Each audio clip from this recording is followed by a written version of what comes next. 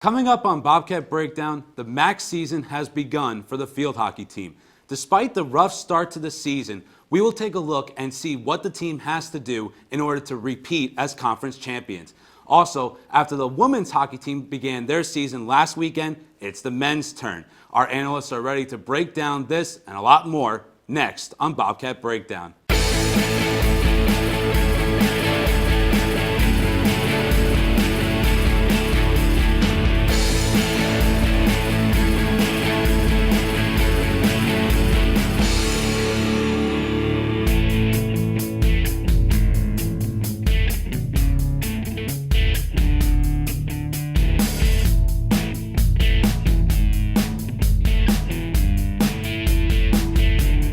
Hello everyone, and we thank you for tuning in to another action-packed episode of Bobcat Breakdown. I'm your host, Tom Albanese, and with me today are three young, energetic sports minds here at Quinnipiac, beginning with the man immediately to my left, Matt Borker. Matt, how you doing? Yeah, thanks for having me, Tom. Doing great. No problem, man. Also joining us today is Nadel and Justin Nobre. Gentlemen, how are you both doing today? Doing good. How are you? How about yourself, Tom? Awesome, thank you. And now let's get some started. So there's some exciting topics to talk about. Beginning with the defending MAC champions, the field hockey team, they officially began their conference play on the road against Siena. Now, after no scoring in the first half, Savannah Riley scored the lone goal for the Bobcats 10 minutes into the second half, which would prove to be the game winner in Quinnipiac's 1-0 win over Siena. Senior Danielle Allen came up the field with a long pass to Riley into the circle, where she was able to get through three Saints defenders and nail a fast shot past goalkeeper Maddie Gilbert. And as for Quinnipiac's goalie, Megan Conaboy, she earned her 9th career shutout and 5th straight against MAC competition, as Siena lacked the offense with 0 shot attempts against Conaboy. So guys, Quinnipiac's defense came alive in the game, which helped them to earn their first conference game and their first conference win. Now, heading out of their conference matchup with nationally ranked Old Dominion, the team started this season 1-5, but in their last seven games, including the win over Siena, they're 4-3. So Matt, starting with you, what has this team returned to their top form? They definitely have. What happens with the field hockey team year in and year out is it happens in cycles, their success. So you see in 2001, in this most recent graduating class of last year, they really have a solid group of freshmen. They go through the system, and they really bring success towards their upper class years. The freshmen this year have been very amazing. You see Dana Barlow, who started every single game for the Bobcats, Michelle Federico, who they trust in overtime as well as on the penalty corner, and a plethora of other names, Pete and Mickey, Lauren Belsky. Basically, every single freshman has really stepped up, as well as the upperclassmen, the returning veterans, have really done an amazing job at teaching the freshmen, as well as improving themselves to really get the team back into the shape that it was last season. And Cliff, let's go over to you next. Well, Tom, they had a very difficult first 6 games of the season. They played Boston College, the 13th ranked team in the nation. They also played Penn State, which at the time they were the 8th ranked team in the nation. And they didn't do so well against those teams because they're top teams. And they've improved since then. They've been able to score more and be able to balance like a plethora of different scores. And besides playing the 19th ranked team, Old Dominion, which they lost, they've been pretty good. They've been 4-3, and they've been playing teams that they should be able to beat. And Justin, what about you? Yeah, Tom, this team's definitely starting to come into form. They have the upperclassmen are really starting to step up. Against Brown, they had 3 different goal scorers, 5 different players got on the sheet. Danielle Allen, she's been huge. I was able to talk to her and head coach Becca Main. They played her in center mid, and she usually plays a forward, but they said that she's been embracing the role great. She's been all over the field on the offensive side and even the defensive side. She's really good at receiving passes, and she gives great outlet passes. So she's been huge for the Bobcats this season. I really like her play, and she's going to need to continue her play if the Bobcats want to win the MAC this year. Yeah, you each make interesting points of how they've returned to form. But you go back to the out-of-conference schedule, guys, and you look at the way that they started the season poor. Like, none of you guys really think that has impacted them so far this season? No, I mean, early on with such a young team, you're going to really not have that much success, especially against really hard teams, Penn State, Boston College. They were expected to lose that game, and those were really towards experience. However, now seeing the later stages, you've had the freshmen, they've been playing games, they've been getting in-game experience. That's when they really have to start stepping up, which they have been. Really, in like this most recent game, they really played great even though it was a loss towards Old Dominion. You saw some really strong freshmen.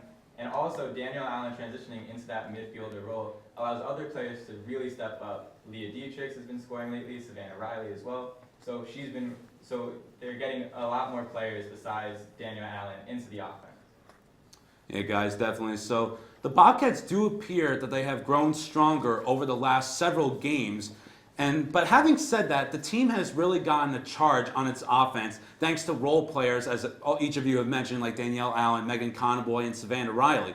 But there have also been several young players that have really performed extremely well for the Bobcats. So, gentlemen, among the freshmen and sophomores even as well in Becca Main's squad, which player in your mind has best exceeded your expectations so far this season? Cliff, let's go to you first. Well, Tom, I think Leah Dietrich has been improved a lot since last season. She leads freshmen and sophomores in goals and points, and she's also tied for first when freshman and sophomore for assists. She's also third in points and fourth in scoring among the whole team, and she's been able to take on a more scoring role and be able to provide offense for the team. And Justin, what about you? Tom, I'm going to have to go with sophomore Angie King. She's a midfielder, but she plays a really strong defensive game. You rarely see her get beat one-on-one. She's really good at poke checking. You rarely see her get beat. She makes great outlet passes. She even scored her first career goal against Brown. She scored the game-winning goal, so she's been really good for the Bobcats this year. And of course, Matt, what about you? Yeah, I'm going to have to go with freshman Dana Barlow. She started every single game for the Bobcats, including their overtime against Yale, and she's even played on the penalty corner every single time as that main stopping player. Becca Main really trusts her as a really strong midfield position. Interesting choices, but like none of you even mentioned like Michelle Federico or other players on this team. Like, so how come each of you chose some of those players in particular? Well, Michelle Federico was injured as of late, and also her performance has exceeded what people thought. But I think looking at a freshman like Dana Barlow, who's really stepped up a lot more than Federico has me with Dana in the spotlight. And what about you guys, Cliff and Justin? Well, I think Michelle Federico has played well, but I still think Leah Dietrich has been able to step up, and she's been able to. Last year, she had 3 assists all season, and right now she has 3 assists in the 13 games that they've played already. So she's already equaled her assist total from last year. So she's obviously getting better, and she will continue to get better throughout her career at Quinnipiac. Well, yeah, like Cliff and Matt said, Michelle Federico's been playing great, but I just think, in my opinion, Angie King's been playing a lot better. She's just really strong defensively, like I said before. But Michelle Federico, she's still been great this year. Well, interesting choices all around, guys. But now, let's shift our attention back to the conference. So the Bobcats were picked as the preseason favorites in the MAC. Now, guys, even though Quinnipiac picked up the win over Siena, they still didn't perform the best in their out-of-conference schedule, most notably against Old Dominion. So do you guys still firmly believe today that the Bobcats are the favorite to repeat? Justin, let's go over to you first. I mean, yeah, I still think they're the favorites, but like everyone said, they had a really tough schedule to start the year. They played BC, they played Penn State. The only team I think they should have beat was Lafayette. They had a 2-0 lead, but they gave it up. I believe Lafayette scored with no time left off a penalty corner, and then they won it in overtime. So I think that game they should have won. But other than that, they had a really tough schedule. And they also had 10 freshmen coming in. That's a huge amount of freshmen, so obviously there's going to be some growing pains. But they're tied for first with Sacred Heart to win the MAC, in the standings right now. I know the conference play just started, but that obviously doesn't hurt. But yeah, I think they're still the favorites. And Cliff, what about you? Well, as we said earlier, I still think that they will win the MAC this year, and the young players like Michelle Federico, Leah Dietrich, and Dana Barlow all have been stepping up. And also, Megan Conboy has been playing amazing. She leads the nation in saves, and so if she's able to stay hot the way all the way to the MAC once the MAC championship rolls around, I think she'll still have a very good chance. This team will have a very good chance of being able to repeat as champions. I like what you two were saying, but I really think it's going to be a toss-up this year. The MAC top 4 teams, Monmouth, Rider, Sacred Heart, and Quinnipiac, have been really close all season. There really hasn't been one team that stepped out to a huge lead or anything. Quinnipiac is 5-7, while the other teams I mentioned before are all 7 and 5 or 6, give or take. So really this year I see some really amazing conference play going into this, but I don't see a clear favorite. Possibly Monmouth, who's been playing really strong this season. So Matt, you think Monmouth is one of the favorites over the other teams? Could you explain a little more about that? If you were to pick a favorite, I'd go with Monmouth. Really, they have such amazing overall depth with the team. Their goalkeeping's also been very strong, and they haven't been letting up that many goals, which Quinnipiac has. So I wouldn't still pick a favorite, but if I were to, it would be Monmouth. All right, well, great job all around, you guys. So we're going to be taking a quick commercial break, but when we come back, we're going to be discussing the men's hockey team and their opening to the season against Bentley. Don't change the channel. Bobcat Breakdown. We'll be right back. Wake up, Quinnipiac! It's the morning after! Hey! Come on, guys, it's time for TMA! Let's go!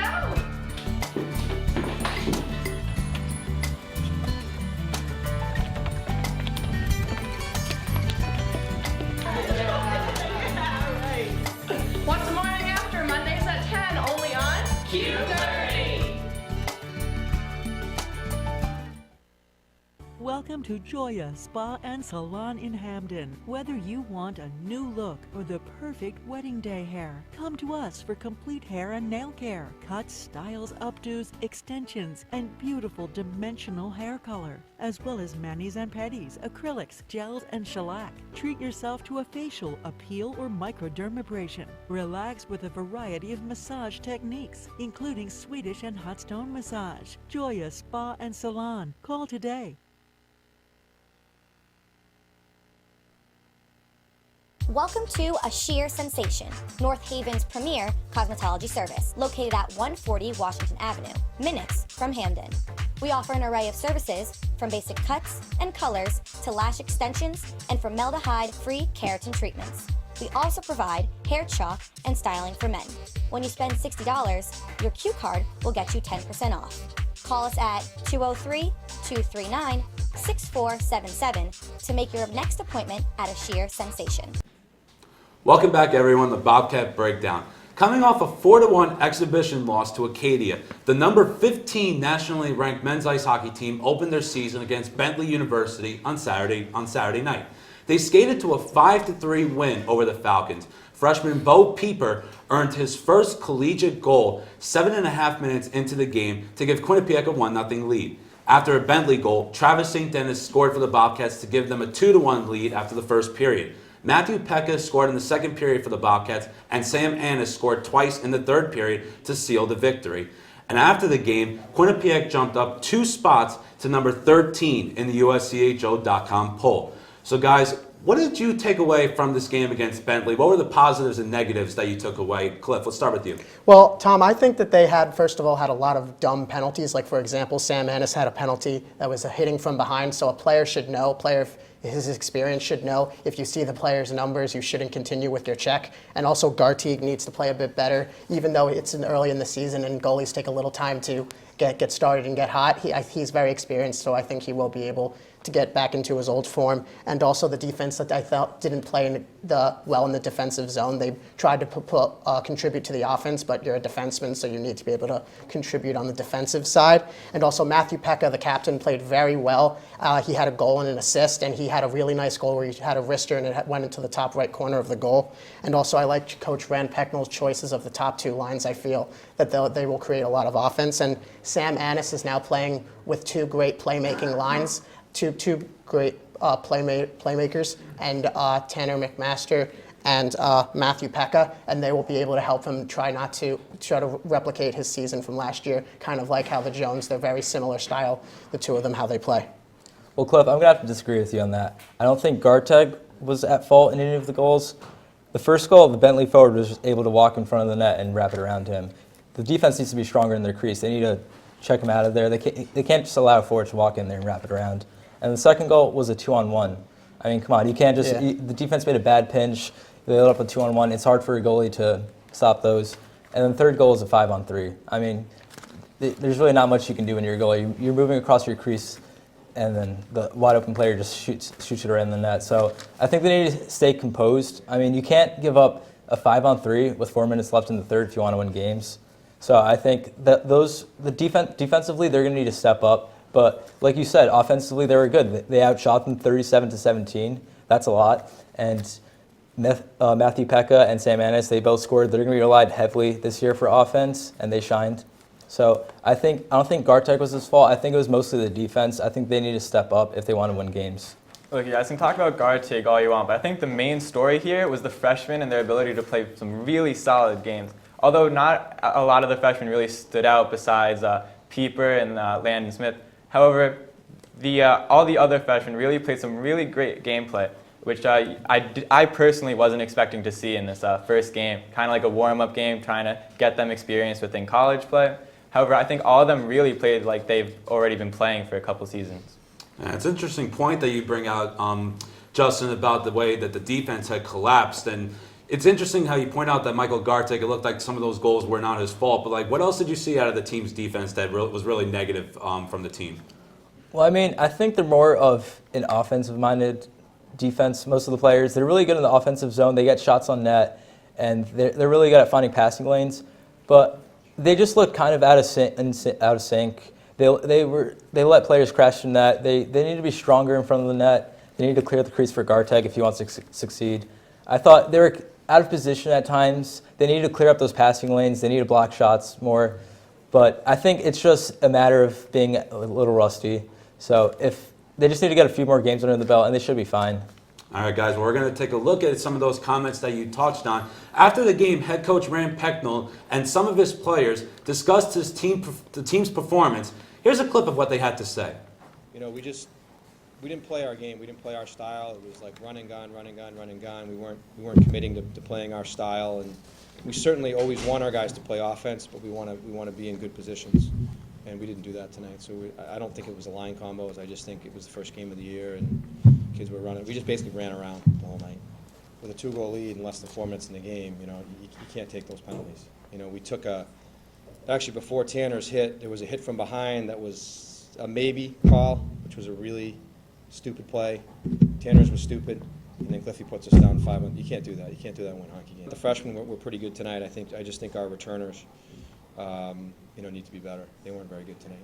All right, guys, so what do each of you take away from everyone's comments at that press conference? Justin, let's go to you first. Well, Pecknell said that they didn't really stick to their system, which kind of worries me. I think it just might be that they just started the season. The freshmen are still getting used to the college system. They're still getting used to the Pecknell system. So I think that kind of worries me, but I think as the season goes on, they should be fine. They should be learning the system better. And it's been a long summer. They only had a couple practices, I believe he said. So I think right now it's a little worrisome that they're not used to the system, but as time goes on, they should be fine. Yeah, but Justin, I completely disagree with you. I really think that with these players, they've played hockey before, even at a high school level. You should be able to realize that when you're in the offensive zone, you have to set up, you have to slow down the game. And really, this was just a run and gun type of gameplay, which I'm not really used to seeing with Quinnipiac. So I really think they have to go into their practice, really learn how to set up the game, and then they'll be fine going forward. Yeah, I agree with you on that, Matt, because you have to buy into the coach's system, because if you're not going to buy into the coach's system, you're going to have lots of problems, and there could be issues with leadership and stuff like that you got to listen to what the coach tells you to do, and you got to try to work as hard as you can and do what he tells you. Now, it's interesting that you guys point out that now with several freshmen, especially being in the starting lineup, I mean, do you guys feel like that they need to pick up the pace in terms of how they play the game? Yeah, I feel that they do need to pick it up the pace a tad bit, but I think that they are doing pretty. They played a pretty solid game against Bentley for all the freshmen and stuff. All right, guys. So now with each of you, sticking with the freshmen. So in the game, several of the team's freshmen, as I touched on earlier, made their collegiate debuts. So which freshmen stood out to each of you guys and surprised you the most? Matt, let's go with you first. Although you look at the right wing and you see the second line with Landon Smith, third line of Bo Pieper, I really think you have to be looking at Andrew Taverner, who played a really solid game. Although there was nothing special that stood out, he was able to make plays where it counted and really played an average game, which you want for a freshman this early on. I think Bo Pieper played really well. He really fit in with his line. He crashed the net. That's how he scored his first goal for Quinnipiac, his first collegiate goal. And he really played simple. He was strong on the boards. He made great passes. He really kept a simple game, and that's what you need to do if you want to earn the coach's trust. So he just needs to keep it simple, and he'll have a great year. I think Landon Smith surprised me with his great skating ability and passing ability. I thought of him just as a pure goal scorer. He led the BCHL with 43 goals and was the league's MVP. And he has some great line mates in Travis St. Dennis and Andrew Taverner that will get him opportunities to get shots on net, which is what you need from a goal scorer. And he also plays on the top power play line with Travis St. Dennis, Matthew Pekka, Sam Annis, and Devon Tays. So he's a big part of the offense in the power play, and he should be big part of the Bobcats offense for years to come. All right, guys. Well, 3 interesting freshmen and good choices that you guys touched there. And so it's time to take another break here on Bobcat Breakdown. But when we return, each of our panelists will take a look at a different matchup that is approaching in this upcoming weekend and discuss the keys to victory. Stay tuned. We'll be right back. Welcome to A Sheer Sensation, North Haven's premier cosmetology service, located at 140 Washington Avenue, minutes from Hamden. We offer an array of services from basic cuts and colors to lash extensions and formaldehyde-free keratin treatments. We also provide hair chalk and styling for men. When you spend $60, your Q card will get you 10% off. Call us at 203-239-6477 to make your next appointment at A Sheer Sensation.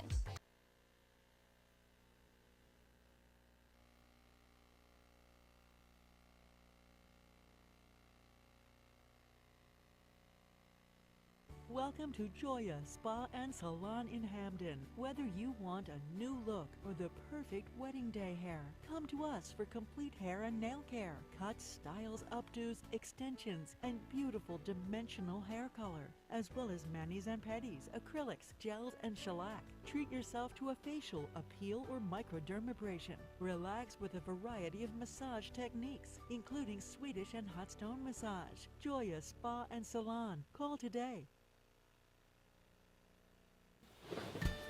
Wake up, Quinnipiac! It's the morning after! Hey! Come on, guys, it's time for TMA! Let's go!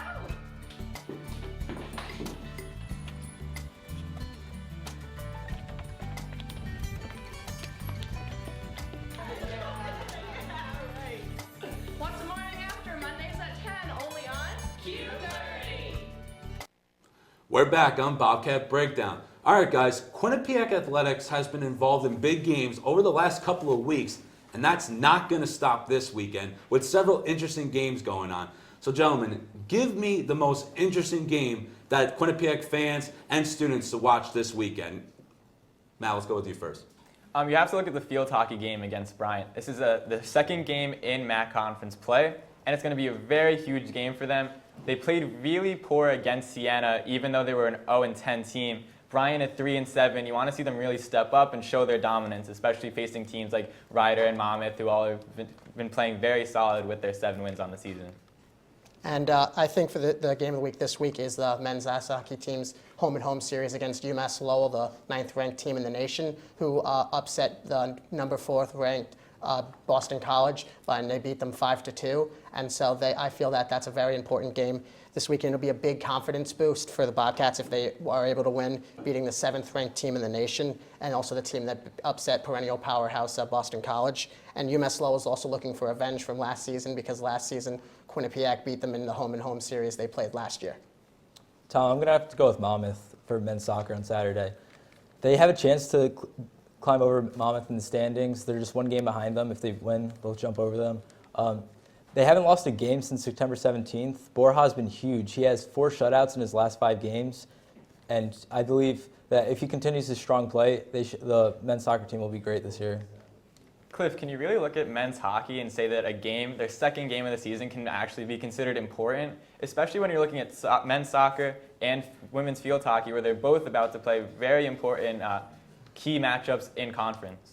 Well, I agree with what you're saying about that, but Matt, you got to remember that they're playing the 7th-ranked team in the nation, and the Quinnipiac's now ranked 13th in the nation. If they're able to beat the 7th-ranked team in the nation, they will be able to bump up on the USCHO poll and be able to possibly it also set them up for their conference play. They're only at that position with just 1 win, which happened to be a good upset, and it was a great game to watch. But it's still very early on in the season. The polls are kind of out of whack. You don't really know what's really happening with all the teams yet. So can you really, really say that men's hockey should be considered an important game, especially looking at around Quinnipiac, where you have women's field hockey and soccer in conference play and key matchups at that? Well, as I agree with what you're saying, but still, I feel that the men's ice hockey team would be beating, if they were able to beat the 7th-ranked team in the nation, they would be able to go up their 9th-ranked poll and be able to jump up on the USCHO poll, and I feel that's a very important game this week. Cliff, I'm going to have to agree with you. I think this is a really great matchup for the Bobcats. I think that, yeah, they're ranked number 9th, I believe, and it's a huge test for them. The freshmen are coming in. They're going to have a taste of what it's like to play a ranked team. It's definitely going to be a lot harder than playing Bentley. So I do understand what you're saying. I think it is a good test, and it'll be a great game to watch. Yeah, it's interesting choices, guys. We got a couple currently in the fall, in the middle of their season, starting conference play. And, of course, Cliff, you go with the men's ice hockey team, of how they're beginning their season. And it's interesting how you noted there, Justin, of how the way they're going into UMass Lowell for that first game, that's a big test in terms of their first real road game. And they're playing, of course, within the top 10 in the USCHO poll. So all very good choices all around, guys. Now, for each of you, each of these games, what do you believe are going to be the biggest keys for victory? So if they win, how do they win? And if they lose, what's the reason why they lose that game? Well, I feel for the men's for the game against the 2 games against UMass Lowell that since UMass Lowell is a very young team, they have 14 freshmen, and so they're able to exploit the inexperience of the UMass Lowell, and they cut down on the dumb penalties that they had against Bentley. And if they play better on 5-on-5 hockey, and they also, if they play better in the defense plays better in the defensive zone. And also if they're able to stop sophomore forward Evan Campbell, who's an Edmonton Oilers draft pick. So if they're able to stop him and stop the UMass Lowell, and also if they continue to play physical hockey, I think they will have a very good chance at beating UMass Lowell in both of those games. Like I said, Borja has been huge. He has 4 shutouts in his last 5 games. Really, I think he just needs to be great, and then the Bobcats, they just need to chip in some scoring for him. He obviously can't win games by himself. He's a goalie, but he just needs to continue his great play, and they should be fine. I'll get to my game in a second. But Justin, don't you realize that Borja has a red card, so he might not even be playing that game? You caught me there, Matt. I did not know that. I mean, definitely has been big, and in the upcoming games in conference, he'll definitely be a huge factor, so I don't disagree with you on that one. For field hockey especially, they really have to work on their penalty corners. What they tend to do is they'll have a really good setup, and then they'll just keep going at that one setup until it proves fatal. So they have to really go into their practices, look at what else they can do, look at the games that they've played against other teams who've been really creative in their penalty corners instead of the standard push in, stop, and shoot. They have to pass it around and really surprise the other team. Justin, Matt just made an interesting point about how Borja may not even play in that game. So if you take Borja out of the equation, what other player on the men's soccer team has to step up against Monmouth? I think Matt Baker, he's had, I believe, 3 goals or 2 goals in his last 3 games. So he's been scoring at an impressive rate. So I think if he keeps scoring, they should be fine, even without Borja. Yeah, Justin, he's actually scored 4 goals in his last 3 games, and he's been able to take over the role as being the senior leader on the team, and the role that he was expected to be leading the team in scoring. But the thing is, they still need to have other people score. The other team, Marshall Baker's the only multiple goal scorer on the team, so right. You need to be able to distribute the offense. It's good to have a go-to person, but you still need to have other people help with the scoring, because if Marshall Baker goes on a cold streak, what are they going to do? Yeah, you're right. You're right, Cliff. And Cliff, just going back to you really quickly about the men's hockey against UMass Lowell. Obviously, you have the freshmen, these freshmen playing in their first real hectic atmosphere, if you put it that way, with UMass Lowell. So who, among the freshmen, or even if you think it's one of the veteran players, who should really need to step up against a team that, as you mentioned earlier, upset BC? And they're looking strong earlier this year. So who would you have in mind for that? I'm thinking that Sam Annis and Matthew Pekka are going to need to have big games, but I also feel that Landon Smith is finally gonna break through and get his first goal and be able to get started for the season and be able to contribute lots of more goals to the season. All right, well, gentlemen, we appreciate all of your amazing insight on tonight's show. Each of you have picked some great matchups, and we're going to look forward to seeing those matchups. And the Bobcats, we're going to see how they fare in all those matchups. So that is going to wrap it up for another exciting episode of Bobcat Breakdown. Special thanks goes out to the chairman of QBSN, Marty Joseph, and executive producers Connor Fourier and Gabby Riggy for all their hard work. For more information on all things in Quinnipiac athletics, make sure you like us on Facebook and follow us on Twitter at Q30 Sports. And of course, don't forget to check out Q30television.com for more information as well on Quinnipiac Sports. For our entire crew and our panelists, Matt Borker, Justin Nobre, and Cliff Nadel, I'm Tom Albanese. Have a good night, everyone.